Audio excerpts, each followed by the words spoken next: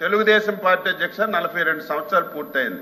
ఈ పార్టీ ఎన్నికల వరకే రాజకీయాలు, ఎన్నికల తరువాత పేదవాడి అభివృద్ధి, రాష్ట్ర అభివృద్ధి ధ్యేయంగా పనిచేస్తున్నాం. మీరు కూడా లాస్ట్ 5 ఇయర్స్ అధ్యక్ష ఏం చేశారు ఒకసారి సీనియర్ మంత్రిగా బొత్స సత్యబాబు గారు ఒకసారి తెలుసుకోవాలి. మేము కట్టినీళ్ళకి రంగులు వేసుకున్నారు, బిల్డింగ్లకు రంగులు వేసుకున్నారు, అన్ని ఎవరు పార్టీ తరఫున పనిచేశారో ఒకసారి గుర్తు చేసుకోవాలి.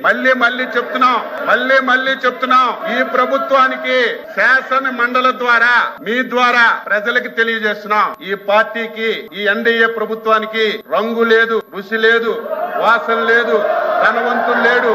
ఈ పార్టీకి, ఈ ప్రభుత్వానికి క్రైటీరియా అధ్యక్ష, క్రైటీరియా పేదవాడే క్రైటీరియా. రాజకీయ పార్టీలతో సంబంధం లేదు, కులాలతో సంబంధం లేదు, మతాలతో సంబంధం లేదు. అర్హత కలిగిన ప్రతి ఒక్కరికి అన్ని పథకాలు ఇస్తాం.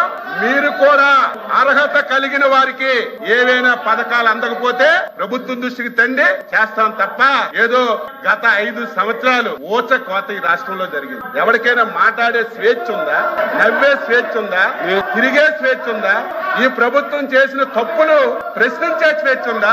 ఈ రోజు మీకు ప్రజాస్వామ్య పాలన వచ్చింది. మీరు అధికారం వచ్చిన 6 రోజుల నుంచి 7 రోజుల నుంచి ప్రజల్లోకి వెళ్తున్నారంటే దట్ ఈజ్ ప్రజాస్వామ్య ప్రభుత్వం ఇది. మీరు 5 సంవత్సరాలు మేము ఏదైనా కార్యక్రమంకి వెళ్తామంటే 5వ గంటకే, ఏకోజామున 5వ గంటకే పోలీసులు వచ్చి గేట్లకు తాళాలి. కారెక్కితే అరెస్టులు, ఎవరైనా మాట్లాడితే కేసులు, ప్రభుత్వాన్ని విమర్శిస్తే తప్పుడు కేసులు ఇటు జైల్లో పెట్టడం, ఇంకా మాట్లాడితే ఆస్తులు ధ్వంసం చేయడం. ఇవన్నీ 5 సంవత్సరాలు కళ్ళతో మేము అందరం ఈ రాష్ట్రంలో చూసాం. మేము ఈ రోజు స్వేచ్ఛగా మీరు వెళ్ళండి, ప్రజాస్వామ్యబద్ధంగా మీ పరిపాలన మేము చేస్తున్నామని మీకు స్వేచ్ఛనిచ్చి మాట్లాడిస్తున్నటువంటి ముఖ్యమంత్రి అధ్యక్ష చంద్రబాబు నాయుడు గారు ఈ రోజు మళ్ళీ చెప్తున్నాం, ఈ ప్రభుత్వానికి, ఎన్డీఏ ప్రభుత్వానికి పేదరికమే క్రైటీరియా.